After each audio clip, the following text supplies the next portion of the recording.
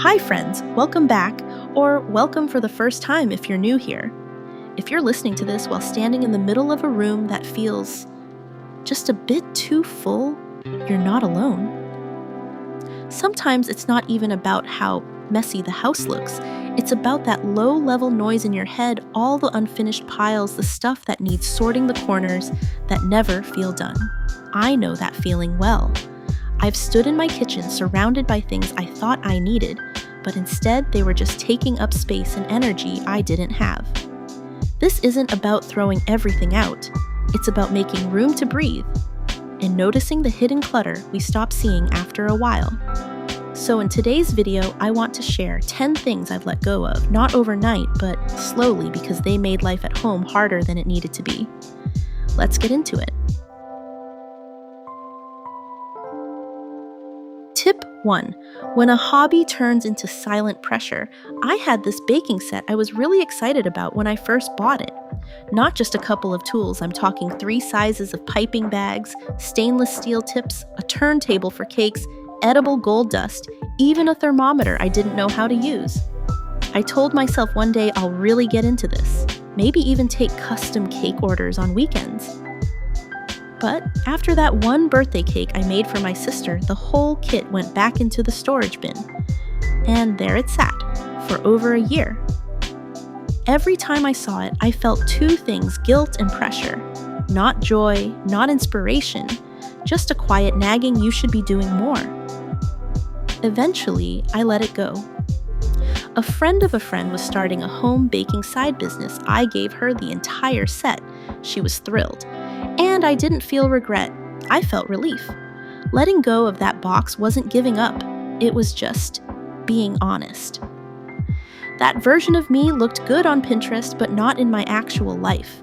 And once the box was gone, that shelf turned into storage for the lunch boxes and snacks we do use every single day. By the way, if you're trying to declutter not just your home, but your whole mindset around shoulds and perfection, I'm sharing more about that in tomorrow's video. I quit these 7 sneaky habits and decluttered my whole life. So if that sounds like something you need, make sure you check back for it. And speaking of things we hold on to because we think we should, let's talk about souvenirs. Tip 2. The souvenirs we keep, but never really look at. I think most of us have at least one box or shelf like this. Souvenirs from trips, keychains, little statues, magnets, postcards. We bought them with excitement, thinking they'd hold the feeling of the place. A tiny Eiffel Tower, a carved wooden turtle, a greetings from mug. But over time, they just became background. They stopped reminding us of anything except dusting. I had a shelf like that, full of things I brought back from trips I barely remembered. And I realized I wasn't keeping the memories, I was keeping the pressure to feel something every time I looked at them. So I let them go. Now when I travel, I bring home something small. I can use a bar of handmade soap, a spice I've never tried. Something that doesn't sit on a shelf, but lives in my everyday. Because the moment already happened. And it was real, even if I don't keep a magnet to prove it. And that's when I started noticing all the other little things we keep, not because we need them, but because we don't know how to say no to free. Tip 3. Free stuff clutter. If you've been running a household for a while, you probably know this feeling. You're handed something for free. A tote bag, a branded cup, a water bottle from some event, and without thinking, it ends up in your home. Because as women, as caretakers, we're often trained to say yes, to be resourceful, to save just in case. I did it too, for years. At first, it felt harmless, even smart, but over time, the free stuff started piling up. Tote bags I didn't like the fabric of, plastic tumblers that didn't fit in the dishwasher, mugs that never matched anything in my kitchen. And I realized none of them were things I would have chosen for myself. They were just things I didn't say no to. One afternoon, I pulled everything out of that shelf. I kept the one canvas tote that actually came with me to the market. 2 mugs that I use every single morning. That's it. The rest I let go. That shelf didn't just look better, it felt lighter. It felt like I'd stopped letting other people decide what belongs in my space. Because even free has a cost. It takes room. It takes energy. It weighs on your home more than you realize. And the strange part, after clearing that shelf, I started to notice how even my air didn't feel clean, no matter how tidy the surfaces looked. Tip 4. Fake freshness. For the longest time, I thought having a clean home meant it had to smell like something. Vanilla candles, lavender sprays, dryer sheets that promised fresh breeze. As a woman, as someone who takes care of a home, I thought it was part of the job making the air feel inviting. So I filled drawers with scented products, had plug-ins in every room, a candle in the bathroom, dryer sheets layered in every load.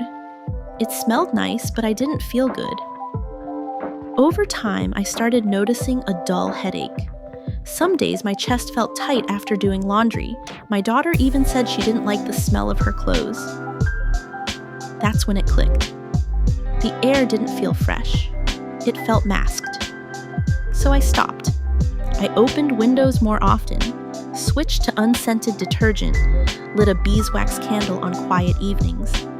Now the house just smells like home, and I can breathe. Fresh doesn't need to be artificial, and peace doesn't always come in a bottle. After letting go of synthetic scents, I started looking around at what else I was managing every day, but not actually enjoying. Tip 5. Vacuum bag regrets. There was a time when I thought vacuum bags were the answer. I had too many clothes and not enough space, so compressing them into neat, flat rectangles felt like magic. I packed up winter coats and summer dresses in winter baby clothes. I thought I'd pass down one day.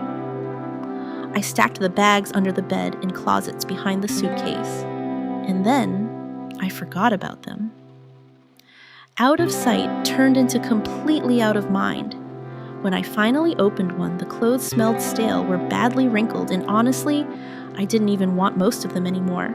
I had kept them because I thought I was being smart, but really I was just postponing a decision I didn't want to make. So here's what I do now instead. If I'm tempted to store something long-term, I pause and ask, do I honestly see myself reaching for this in the next year? If the answer is no, it goes. If I'm unsure, I give myself a small container. What fits can stay, what doesn't gets donated. And I never seal it up in a bag where I can't see or touch it. No more vacuum tricks, just clarity. Letting go of those bags gave me back more than space, it gave me honesty. And that made me rethink all the systems I had set up at home, especially the ones that just made life harder without me even noticing. Tip 6. Paper that pretends to be important. There was a drawer in our house that nobody wanted to open. It was full of paper manuals, old bills, expired warranties, takeout menus from restaurants that didn't even exist anymore. And tucked in between all that, a few important documents we actually did need. But good luck finding them. At some point, I realized I was saving paper not because I needed it, but because I didn't want to make the decision about it. So I just kept everything. What helped me finally deal with it was this. I gave myself 1 hour, not to organize it, just to decide what I truly needed. Marriage license. Yes, kids' birth certificates. Of course, the instruction manual for a microwave we no longer own, gone. Now I keep everything essential in a simple folder, not a cabinet. And I scan most things, save them digitally, and recycle the rest, because we don't need to be paper librarians anymore. We just need to know where to find the things that matter. And once I cleared out the paper piles, I couldn't help but look around and notice the other quiet, outdated things taking up space.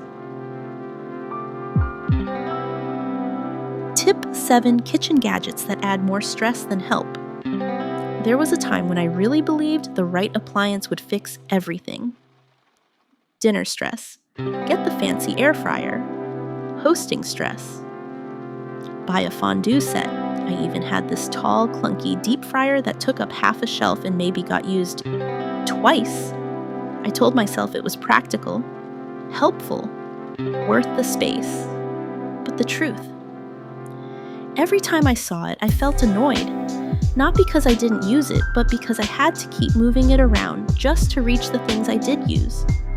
So I changed how I think about kitchen tools. Now, if I haven't used it in 3 months, it goes in a box. If I don't reach for it in the next month, it leaves the house. What's left are the tools I actually cook with: a pot, a pan, a kettle, a blender. That's it. Less stuff, easier cleanup, calmer evenings. And honestly, I don't miss a single gadget I gave away. After that, I started to notice the same pattern in my workspace. It wasn't full of things I needed, just things I hadn't questioned in a while. Tip 8. Office supplies that just sit there. There's a drawer in our house with pens that don't work, dried up markers, and at least 4 pairs of scissors, even though we only ever use one. I used to think having a well-stocked home meant buying extras of everything just in case. But I noticed something strange. The more options I had, the more chaotic everything felt. Instead of grabbing a pen, I'd dig through the drawer, test 3, get frustrated, then leave the mess for later. It wasn't making life easier. It was just making me tired. So I did a quiet reset. I picked 1 pair of scissors, 3 pens I love, 1 tape dispenser. The rest I gave to a local after-school program that actually needed them. Now that drawer opens easily, and it feels like it respects my time. Because the truth is, we don't need to manage our homes like supply closets. We just need things that work when we need them. And once I simplified the drawer, I looked at the furniture around it and realized one piece was quietly encouraging the clutter to keep coming. Tip 9. The coffee table trap. I'm willing to bet almost every home has one of these. That low table in front of the couch, the coffee table. We all have it, we all think we need it, and we all silently resent how messy it always looks. For us, it became the home for everything. Remotes, half-read books mail I hadn't opened yet, cups, receipts, a toy or two, and no matter how many times I cleared it, it filled back up again. One day I asked myself, what if I just didn't have one? So I moved it out of the room for a week just to try. And something shifted. The space felt calmer. There was nowhere to dump stuff just for now.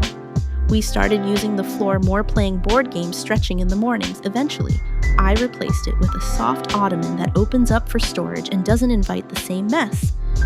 Turns out the coffee table wasn't helping us gather, it was helping clutter settle in.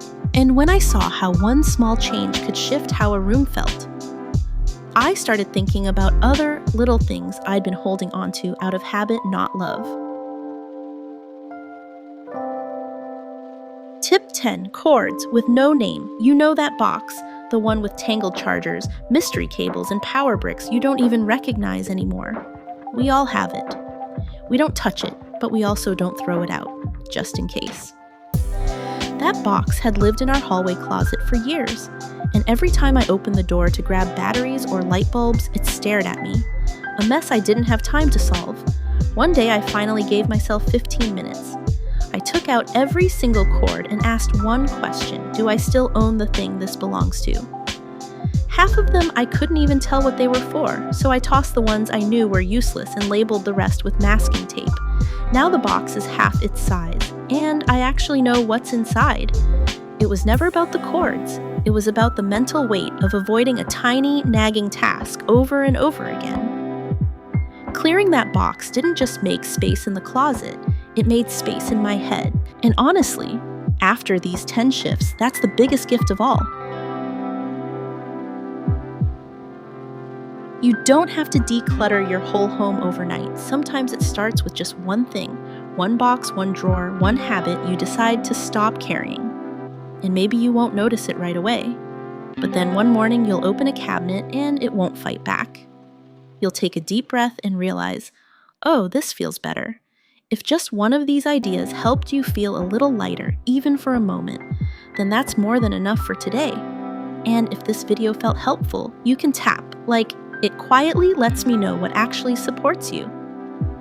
By the way, if you're curious not just about what to let go of, but how to shift the habits that quietly keep clutter coming back, tomorrow's video is exactly about that. I quit these 7 sneaky habits and decluttered my whole life. I'd love to see you there.